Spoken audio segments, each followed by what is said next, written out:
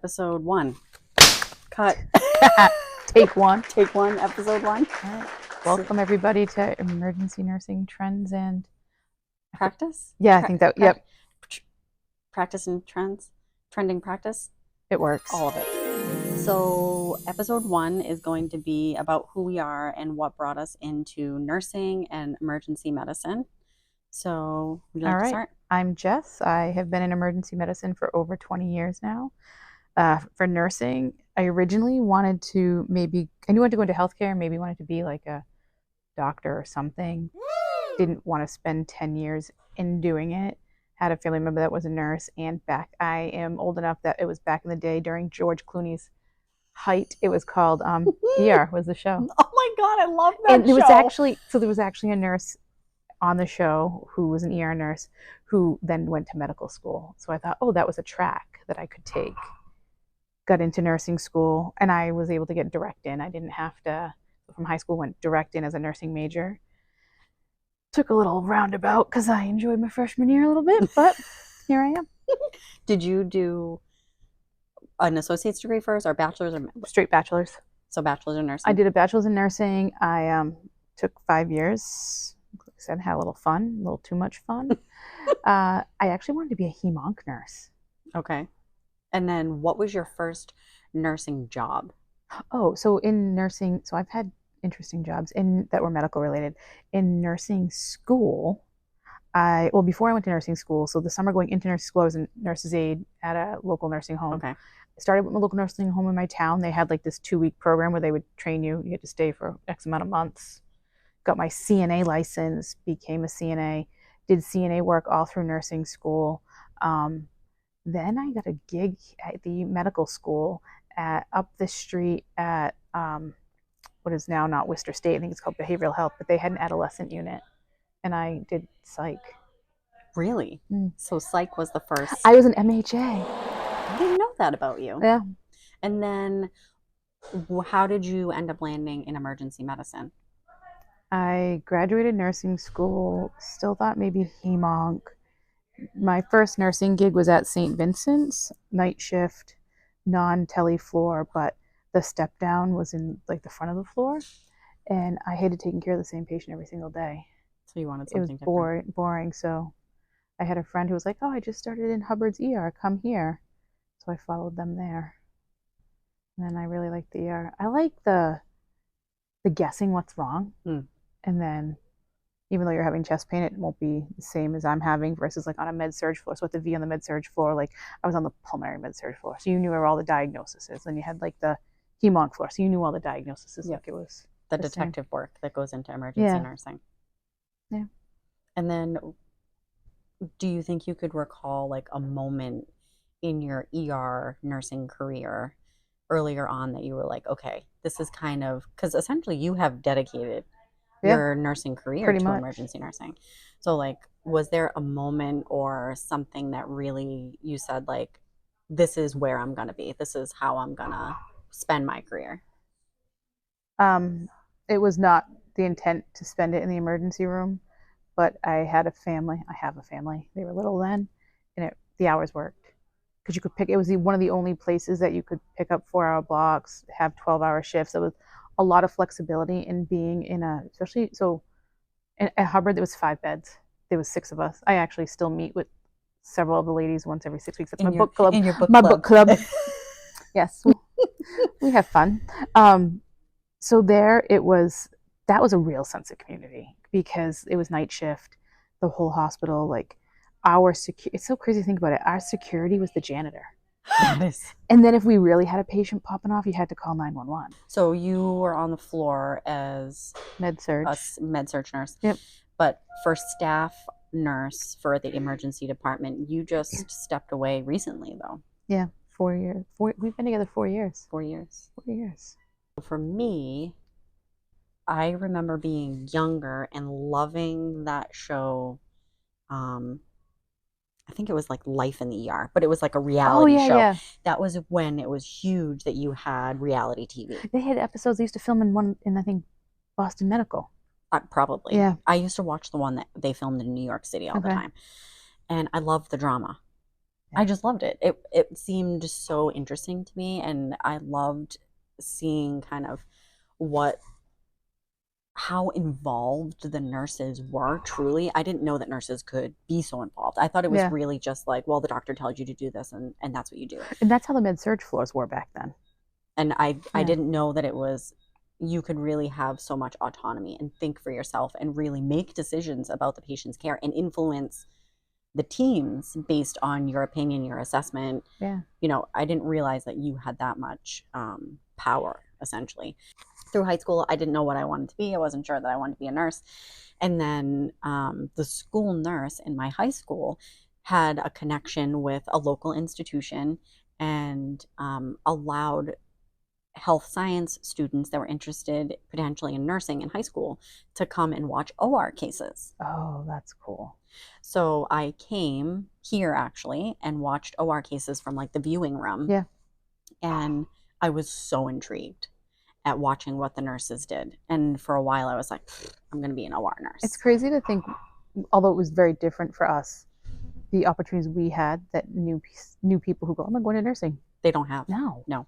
They don't have them at No. all. All right, so you did that. So I did that. I saw the OR stuff and I was like, dang, I'm going to be an OR nurse. Like, this is so cool. They were all scrubbed up and, you know, they were helping the doctors and handing over tools. And I thought, wow, that's really neat. And I'm going to do that. And then after high school, I actually went and got my medical assistant license or certification, whatever. And I worked in spine and anesthesia for 5 years. And I learned a ton. Well, I was on my 5th year of working in spine and anesthesia and was like, I have to do something. I don't want to do this forever. I know that I have more potential and I should go back to school. So I'm like, let me go back to nursing school. You know, I was living with my boyfriend at the time, now husband. And I was like, you know, I'm going to go back to school and see if I can get into nursing school. But I needed evening hours. And spine and anesthesia was like clinic hours. Yeah, day shift, Monday through Friday. Monday through Friday. And that didn't work with school. Right. So I just walked right upstairs to the ER and I literally interviewed with the manager when I walked up there to introduce myself. So interviewed with her in real time and she was like, yeah, put an application in. We'd love to have you. And I took the evening shift and I started going nursing school and I realized how much I loved it and thought I could really do this. And then while working in the ER, it just happened to be that I just really fell in love with emergency medicine. I learned so much. And then I thought to myself, okay, if I'm going to be an ER nurse, I have to be the best ER nurse. So what's the best ER nurse? In a level 1 trauma center. That's like what I thought was the best. Yeah, I can see that. So well, that's what the community, being in a, because you were in the community hospital. I was in a community being hospital. in the community hospital, that's what you're led to believe. Right. That's totally what you're led to believe. Yeah, you totally think. And every sick patient we had, you packed them up and sent them. Yeah. Right. So it was like, I wanted to see what happened after you packed them up and sent them. Yeah. You know, what kind of care do they get after that? I came up here to the level 1 trauma center and still was a PCA, finished nursing school, went through the new grad program and became a staff nurse here. And that's all I've ever known. So I've only ever practiced as an ER nurse. And then I left bedside nursing 5 years ago. Wow. Time flies. It goes so fast. 5 years ago, and took the nursing education role, which we live in now. Could you ever see yourself going back to bedside? That is a tough question. It depends on my day. I like the CNA part of bedside. That's kind of what I miss when I break it down. Sure. Like, you know, like caring, getting them dressed, helping them, and that, like that part. I don't miss today's bedside. Today's bedside is extremely challenging. I don't know. I know I could do it. Yeah. But do I want to do it? Probably not. No, right? I think it's so challenging at bedside right now. Where did, like, the people in your nursing school that you like studied with, whatever, became friends with, did they all go bedside and did they stay bedside? They all went bedside and they did not. Many of the nurses that I went to nursing school with and are still connected with are working remote nursing jobs. Yeah, mine are all over the place too. Remote nursing jobs. I have many friends because, you know, like right now too, aesthetics is extremely popular in the nursing world. So I have a lot of nursing friends that went into the aesthetic world, and some even own their own spas. Oh, wow. And then I have a lot of friends that progressed and went to NP school. Okay. I feel like that was a huge push in like my nursing time. Well, yeah, because they didn't talk about other avenues, right? They didn't talk about education roles. They No, talked about your next step from bedside. It wasn't even leadership. no, it was Leadership to nurse was like a practitioner. manager. Like leadership was not. It was well, my time leadership was a manager, and their background was business. Right. Like you had some kind of business background. Yeah, I'm kind of the same way. I don't have anyone that's still bedside. They're either managers. One of the girls I stayed very close with absolutely hated everything about bedside and went right into. She tried it a couple times, went into working for Blue Cross Blue Shield. Yep. And she's big up in their company now. I have some remote people. Every time I think, like you asked earlier, if I would see myself staying in the ER, and I say no, but I've tried leave. I've left once, right? Like I actually left bedside to take the educator role. There was a manager change.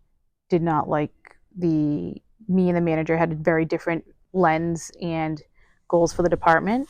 So I hightailed my ass up to an ICU and great staff, learned a ton. That kind of medicine was not for me. Right.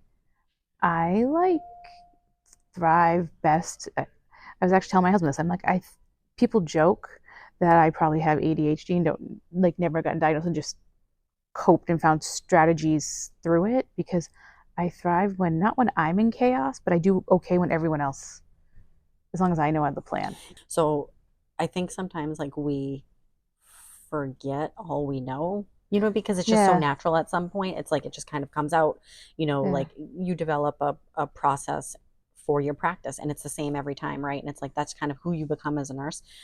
But hearing your thought process through things and the way you think about patients and disease processes, like I hate to tell you, but I don't. Yeah, it's weird. Like I think that you would be extremely bored Oh, I somewhere know. else. Oh, I know that. That's why. That's what's my fear, right? That's my biggest fear. Is my biggest fear is not figuring out how to pay my bills anymore. At 15 years ago, it was. Now I'm like, no, I'll figure out how to pay my bills.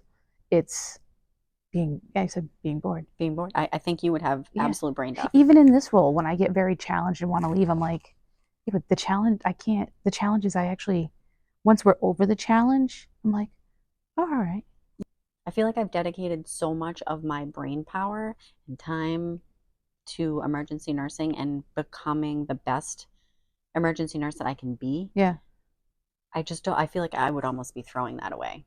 I definitely have that age gap though in me now because remember I started in the early 2000s. So we were still on pen and paper, That's how I started right? too. We were on pen and paper. We basically did the workup even here in the a level 1 trauma center. I we would do the workup, write all the orders and the residents would see the patient, either add more orders or just sign them. Yep. Right? Like you still had all that autonomy. Yeah. Those and I can't tell you if the mortality rates were good, bad, whatever, because I didn't really follow any of that because I was just, doing my thing. But now I sometimes struggle with the box that an ER nurse is put in because I wasn't in that box. So as a new grad, if you're born to that box, that's all you know. Yeah. Like I know a world outside of standing orders. Yes, same. So it's kind of sometimes that's a huge struggle for me. So for this vlog, Yep. our goals, what do we want out of this? Show everyone what we got. No, I don't know. Yeah. That I think Share what we have, I think. Yeah, I think we talk a lot about different patients, different cases, why, what, how, and I think this is a way to do that. Yeah. In like a patient, more like case scenario based, like when we've been talking about the one patient for all day today, like what makes somebody come in with abdominal pain and end up in the OR 2 hours later? Right. Now, I haven't been in nursing school in a while, and I know you were a nursing instructor I sure was. That was my other, like, I've had all these little projects in which I was going to leave the ER. So but again, boredom and fear have led me to, let me try it first. So I had I was a clinical instructor and I lectured. So I think for the next episode, I don't know if we're going to come with maybe a topic or figure that out. Yeah, we think can about figure it. it out. But I think our goal will be really to kind of publish something at least once every other week. Yeah. Weekly would be ideal. And we'll be talking about different trends, nursing process, how to bring it all together. Yeah, how to bring it all together. I think critical thinking is one we'll probably have to spend a decent amount of time on. And then we could definitely do some stuff like equipment and, things that help out that newer nurse or even more advanced nursing too. So we'll pick another topic and then I think come back with episode 2. Woo, woo. And we'll go from remember the there. name of the podcast that time. Yeah. We'll practice that one for the next one. Right. Emergency trends. Yeah. Practice nursing, something or other. I love it. We'll see you next time. Bye, everybody.